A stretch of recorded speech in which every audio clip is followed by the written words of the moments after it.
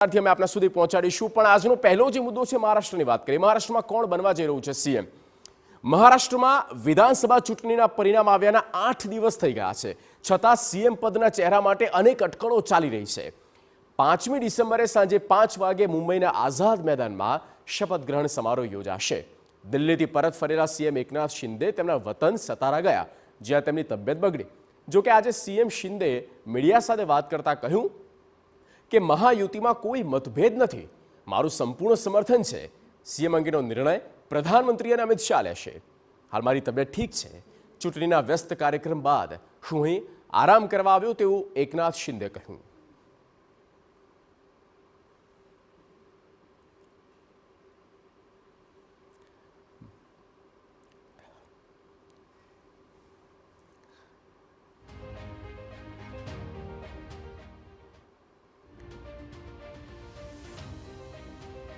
CM માટેનો જે નિર્ણય છે તે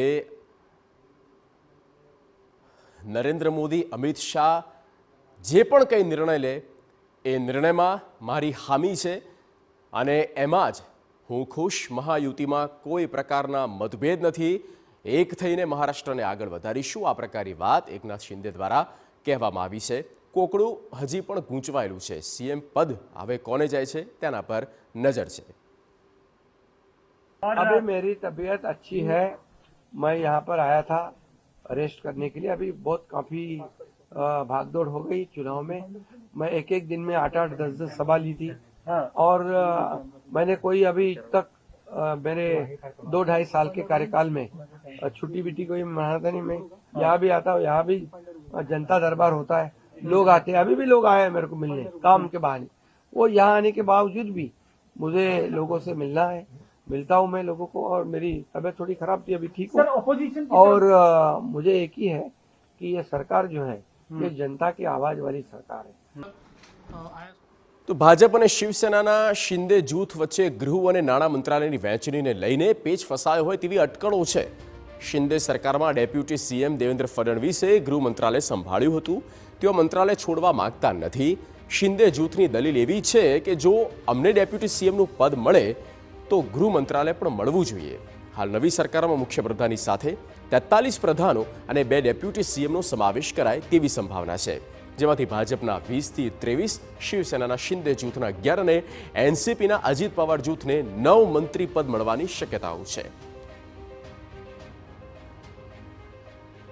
જો મહારાષ્ટ્રમાં સીએમ પદને લઈને ચાલેલી ગઠબંધનને સંપૂર્ણ ઘટનાક્રમ જોઈએ તો 23 નવેમ્બરે ભાજપને 132, શિવસેનાના 57, એનસીપીને 41 સહિત મહાયુતિએ જીતી 230 બેઠકો। શિંદેએ કહ્યું ત્રણેય પક્ષો સાથે મળીને સીએમ નક્કી કરશે। 25 નવેમ્બર જ્યારે પરિણામ આવ્યું અને ત્યારબાદ એક સીએમ 2 ડેપ્યુટી સીએમની ફોર્મ્યુલા નક્કી થઈ। ભાજપના 22થી 24, શિંદે જૂથના 10થી 12 અને અજીત જૂથના 8થી 10 મંત્રી બને તેવી ફોર્મ્યુલા પર સહમતિ સધાઈ। 27 નવેમ્બરે સીએમ શિંદે નિવેદન આપ્યું કે અમે ભાજપના મુખ્યમંત્રીને સ્વીકારીએ છીએ, મને પદની કોઈ ઈચ્છા નથી।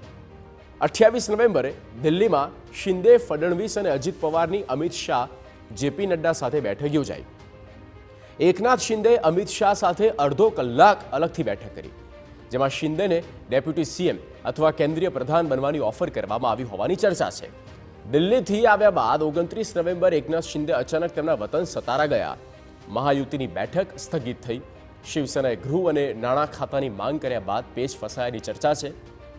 શિવસેનાના નેતા સંજય શિરસાટનું એકનાથ શિંદે અને ડેપ્યુટી સીએમ પદ અંગે કહ્યું કે જો શિંદે ડેપ્યુટી સીએમ પદ નહીં સ્વીકારે તો પાર્ટીમાંથી અન્ય કોઈ તે પદ સંભાળશે। 23 નવેમ્બર જાહેરાત થઈ કે 5 ડિસેમ્બરે સીએમનો શપથ ગ્રહણ સમારંભ યોજાશે।